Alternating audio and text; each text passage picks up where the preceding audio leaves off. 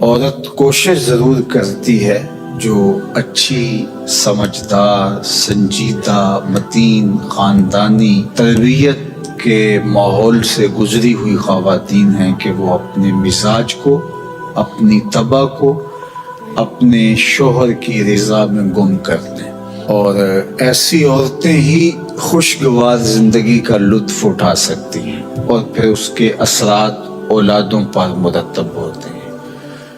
اور مرد کے حقوق کو بیان کرنے کے لیے اللہ کے محبوب علیہ السلام نے جو تمثیل بیان فرمائی ہے اور جو پیرایہ گفتگو حضور نے اختیار فرمایا ہے، اس سے بہتر ہو ہی نہیں سکتا۔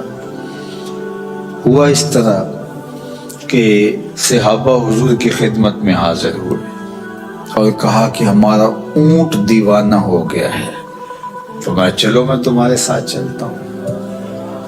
صحابہ کہتے ہیں ہم ڈرے، کیونکہ اونٹ جب دیوانہ ہو جائے تو پھر اس کو سنبھالنا آسان نہیں ہوتا اور وہ سخت حملہ آور ہوتا ہے۔ تو خیر حضور تشریف لے گئے، ہم بھی حضور کے ساتھ تھے۔ جو ہی دروازہ کھولا تو اونٹ دوسرے کنارے پر تھا، دوڑتا ہوا آیا۔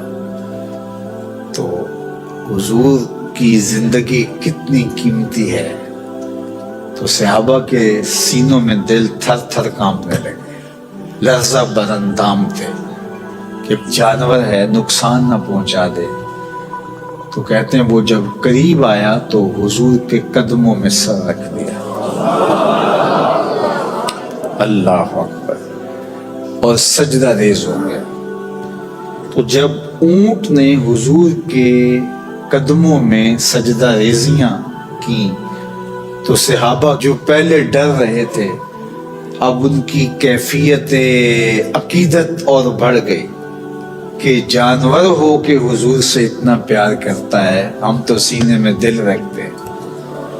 تو انہوں نے ایک جملہ کہا، نحن احق ان نسجد للنبی، حضور ہمارا جی بھی چاہتا ہے کہ ہم بھی آپ کو سجدہ کریں۔ یہ جانور ہو کے آپ کی معرفت رکھتا ہے، پاگل ہو کے آپ کو پہچانتا ہے، ہم تو سینے میں دھڑکتا ہوا دل رکھتے ہیں اور دل میں آپ کے پیار کی ایک کائنات آباد ہے۔ تو پھر ہماری پیشانیوں کے اندر بھی سجدے ٹپک رہے ہیں، ہم بھی آپ کو سجدہ کرنا چاہتے ہیں۔ تو آقا کریم نے فرمایا اگر میری شریعت میں سجدہ جائز ہوتا تو میں بیوی کو حکم دیتا کہ شوہر کو سجدہ کرے، لیکن کسی کے لیے سجدہ روا نہیں رکھا گیا۔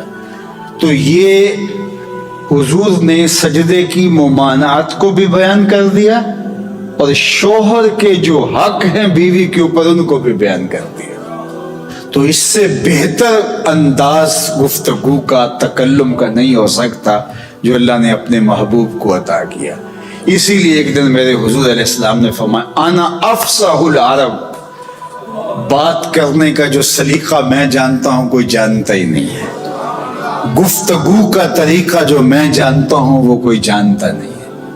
یعنی ایک جملے سے ان کی نفی بھی کی اور یہ بھی بتایا اگر جائز ہوتا تو شوہر کے لیے بیوی کو سجدے کا حکم دیتا۔ خاتون ہو جو اپنے شوہر کے حقوق کو پہچانے اور حضور کے اس فرمان کو سامنے رکھے تو گھر جنت کا ٹکڑا بن جائے گا۔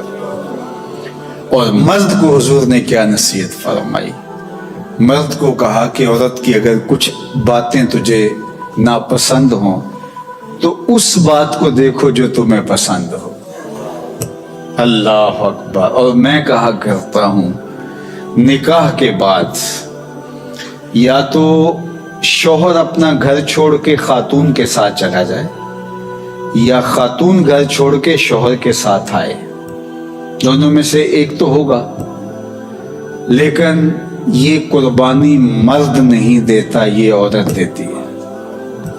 اور گھر سے جو تعلق خاطر ہوتا ہے، قلبی لگاؤ ہوتا ہے، گھر کی چیزوں سے جو موانست ہوتی ہے، جو انسیت ہوتی ہے، جو لگاؤ ہوتا ہے، وہ مرد کی نسبت عورت کو کہیں زیادہ ہوتا ہے۔